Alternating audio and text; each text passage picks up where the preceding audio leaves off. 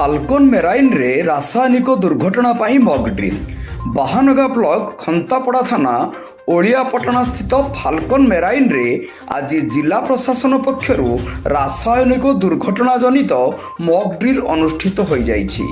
एथिरे administrative officer भावे तहसीलदार सस्मिता मुर्मू जोग देई मॉक ड्रिल तदारख करथिले। कंपानीर एमोनिया रासायनिक थिबारु दुर्घटना घटिले केमिति कंपानी भितरे थिबा कर्मचारी को उद्धार करा जाय मेडिकल और सुरक्षित स्थान को पठाई दिया जाय थाए ताहार कौशल प्रदर्शित होइथिला। एही समय अतिरिक्त जिलापाल प्रियदर्शनी मल्लिक, जिला जरूरीकालीन अधिकारी साईकृष्ण जेना, बीडीओ गौरांग चरण घोष प्रमुख उपस्थित थिले। Company CO Sujit Satapathy, HR Uddhav Ojha, आपत्तिकालीन सुरक्षा अधिकारी रमाकांत महापात्रଙ୍କ सह बहु कर्मचारी जोग देइथिले। एथिरे फकीरमोहन मेडिकल कॉलेज रो डाक्तरी दल, सोरस्थित दमकल बाहिनी, खंतापड़ा पुलिस, अंगनवाड़ी कर्मी, आशा कर्मी, सरपंच, समिति सभ्य प्रमुख उपस्थित रहिथिले। कंपानीर समस्त कर्मचारी सहयोग करथिले। बाहानगारू तृप्ति सामलक न्यूज जनता एक्सप्रेस। आज आमर गोटे मॉक ड्रिल है, डेमोन्स्ट्रेशन है केमिकल डिजास्टर उपरे।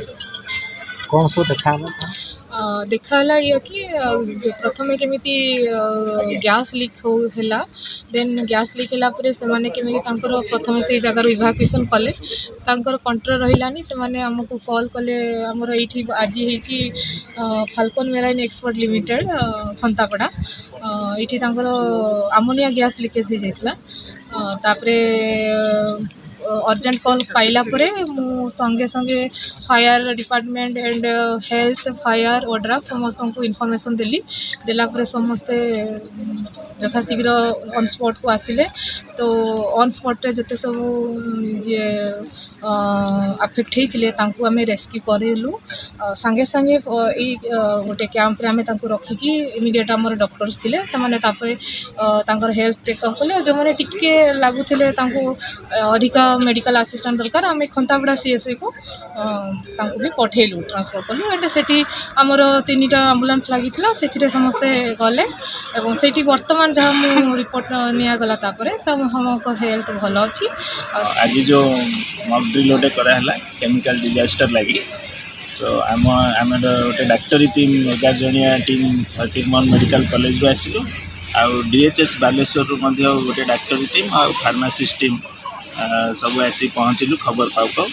आउ बर्तमान आम मॉक ड्रिल रे शामिल होई जो भी कैजुअलिटीज की ट्रीटमेंट, जो पेशेंट माने सीरियस है जो केमिकल डिजास्टर रे केमिति आम इमिडिएटली रिससिटेटिव मेजर्स नबा आउ ट्राएज करवा। जो मैंने सीरियस पेशेंट अच्छे से आम एम्बुलेंस डकई सांगे सांगे हायर सेंटर को रेफराल कलु।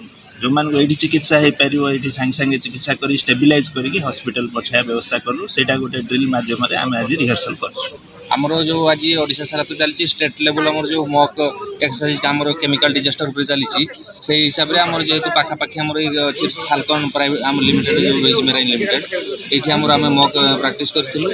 से हिसाब से जिते आमर मेनली तो एमोनिया गैस लिकेज उपर आमको एमोनिया गैस लिकेज खबर जमी आम पाइलु सागे सागे आसिकी आमर से लिकेज पॉइंट जेहेतु आमर एमोनिया हूँ स्ट्रंगली बॉन्डेड विथ हाइड्रोजेन, तेणु ये वाटर सल्युबल। तेणु या आम आसी पानी पानी मारी आम तार ये को प्रभाव टाक आम कमे रखिलु और रेस्क्यू कम बीएसएट यूज कर आम लोक उद्धार कर। आमर स्टेट लेवल तरफ गोटे mock drill ammonia mock drill उपरे आमर कार्यक्रम चलता।